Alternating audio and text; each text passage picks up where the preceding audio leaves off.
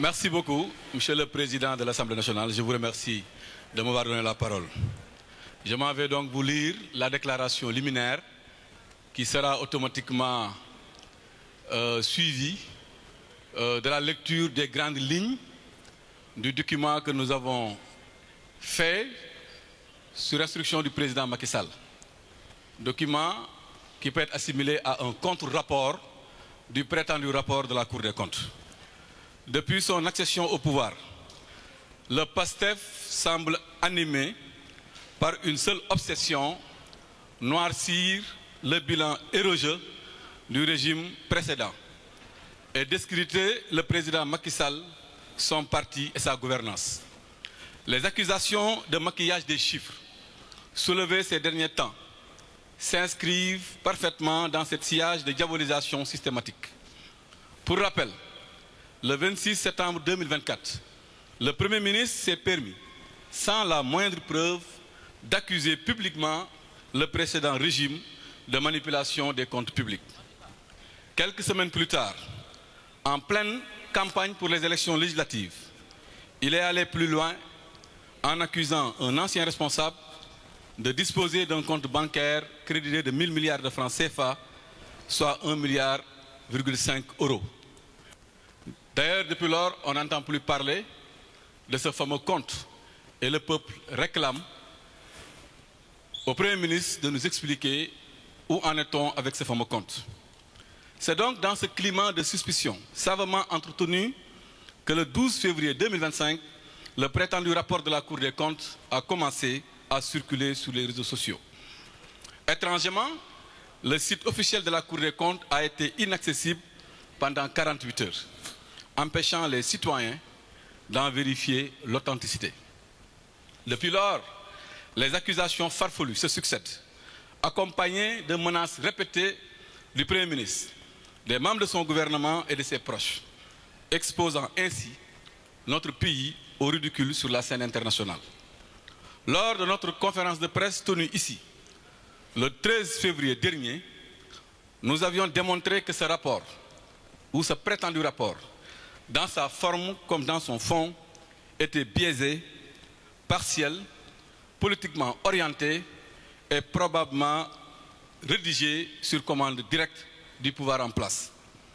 Face à cette tentative de manipulation de l'opinion, l'Alliance pour la République, parti responsable et attaché à la vérité, a pris l'initiative en rapport avec ses alliés, dont nous saluons la présence, et sur instruction du président Macky Sall, de mettre en place un groupe de travail pour produire une réponse solide, argumentée, chiffrée et documentée.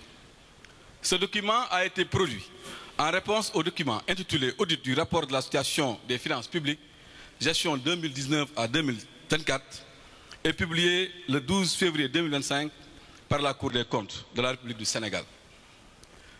Ce document, qui, comme je l'ai dit tout à l'heure, peut être assimilé à un contre-rapport du prétendu rapport de la Cour des comptes, est rédigé aussi bien en version anglaise, mais aussi en version française, et sera aussi sans doute traduit dans toutes les langues nationales.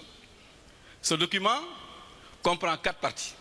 Le rappel des faits, l'analyse aussi bien de la forme, de la procédure et du fond du prétendu rapport, avant donc de faire une conclusion et d'y annexer des documents que nous avons à notre disposition.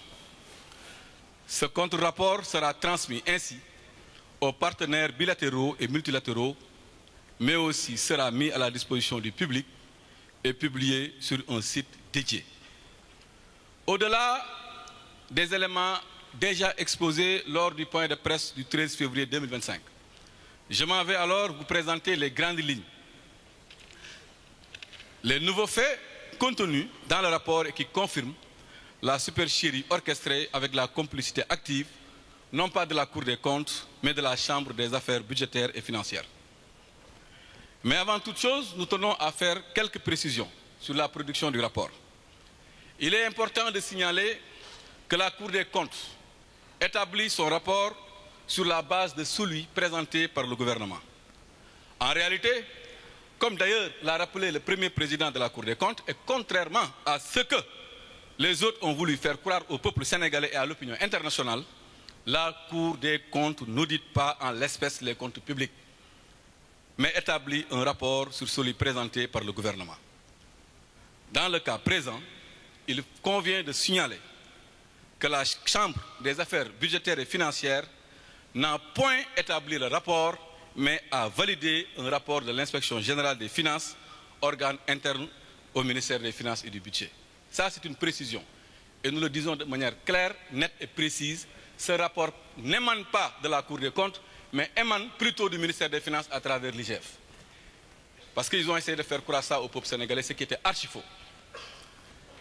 Mais au-delà, il est important aussi de rappeler que la procédure qui a été adoptée a été viciée dès le départ. En réalité, le prétendu rapport a été élaboré et adopté par la seule Chambre des affaires budgétaires et financières et non dans le cadre de l'Assemblée de toutes les chambres réunies, conformément à l'article 19 de la loi organique sur la Cour des comptes qui dispose que la Cour des comptes siège en Assemblée des chambres réunies pour adopter le texte du rapport public général annuel, du rapport sur le projet de loi de règlement et de la déclaration générale de conformité, entre autres. Autrement dit, la Cour des comptes ne s'est pas réunie, toute chambre réunie. Excusez de la répétition. Donc à ce propos, attendu que le rapport sur la situation des finances publiques peut être considéré comme une synthèse des rapports annuels, son adoption dans les principes devrait au moins faire l'objet d'une séance en assemblée des chambres réunies. Madame, les chambres bi def ci olof dafa liggéeyu l'ensemble des chambres réunies, moo tax ñun on conteste ce rapport. De même, il est important de préciser que des informations crédibles confirment une procédure d'audit viciée et tendancieuse, non seulement au niveau de l'IGF, mais aussi au niveau de la Cour des comptes, avec comme seul objectif de jeter le discrédit sur la gestion 2019-2024, cette belle gestion du président Macky Sall, marquée par les belles réalisations que nous tous nous avons vues. Nous avons en notre possession des informations crédibles qui créditent la thèse selon laquelle, au sein même de la Cour des comptes, un malaise s'est installé sur les conditions d'élaboration du présent du rapport, qui sans doute violent les dispositions légales et vont dans le sens d'une grossière manipulation. Ainsi, des manquements graves qui ont accompagné la production de ce rapport remettent fondamentalement en cause son authenticité et sa crédibilité et montrent l'étendue de la supercherie.